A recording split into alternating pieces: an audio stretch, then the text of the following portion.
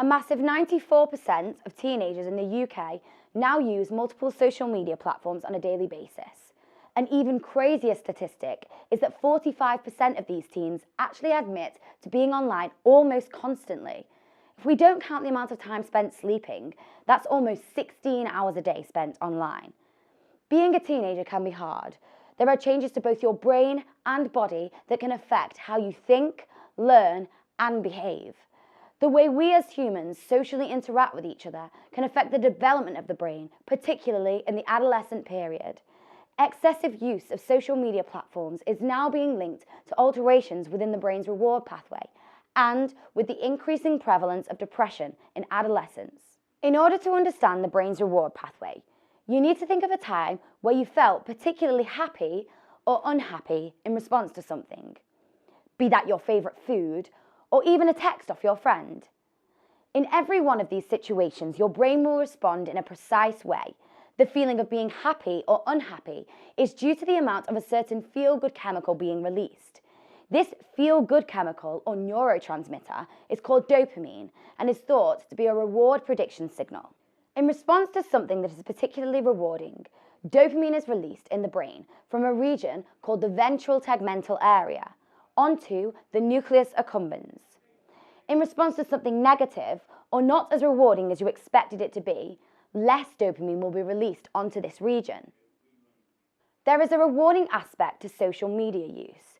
These online platforms are a modern way in which people can immediately obtain peer approval. The reward system itself is implicated as being hyperreactive within teenagers, and so teens are therefore more likely to seek rewards. It has been found that activity within various regions of the reward pathway significantly increase when people are viewing their own photographs that are regarded as having many versus few likes. Particularly in places like the nucleus accumbens and ventral tegmental area. These platforms therefore offer an immediate quantifiable measurement in the form of likes or even comments. Posting upon these platforms is regarded as highly rewarding, and it may explain why particularly teenagers are motivated in order to use these platforms constantly. In order to gain more perspective on the rewarding aspect of social media, you need to think about it this way. If you get given £10 by your friend, that would probably make you feel very happy, right? However, imagine if then your friend got given £50 at the same time. Even though that £10 you were given made you feel very happy at the time, comparing it to the 50 that your friend has now been given, it probably makes you feel a bit jealous and unhappy. This is the same effect that happens when you may compare the 10 likes you get on a picture to the 50 likes your friend got on the same picture. Comparing likes in this way could possibly be quite damaging and cause negative emotions to be felt that possibly were never there before. We need to start thinking about the long-term effects this could be having on the brain, because this time in a person's life is a critical period for brain development. The volume of the nucleus accumbens is found to be negatively correlated with people who use Facebook more frequently.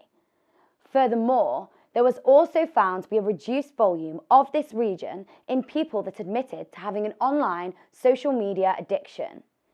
This causes us to wonder whether this new form of social interaction on online social media platforms is actually affecting the reward pathway long term. Depression is characterized by symptoms like low mood, low energy, and sleep disturbances. A reduced volume within the same brain regions has also been found. Due to this, more recent research has directly linked social media usage with psychiatric disorders such as depression. Depression is highly prevalent within modern society and is one of the leading causes of disability in adolescents and young adults. The popularity of social media websites is ever increasing, and any potential link made between excess usage and psychiatric illness would be a major public health risk and needs to be taken into consideration. More recent research has linked increasing time spent upon social media and depressive symptoms. It was found that people who were classed as having a high usage of social media per day were much more likely to develop depression. Even more interestingly, teenagers were also found to be the most at risk of developing both internet addiction and depression.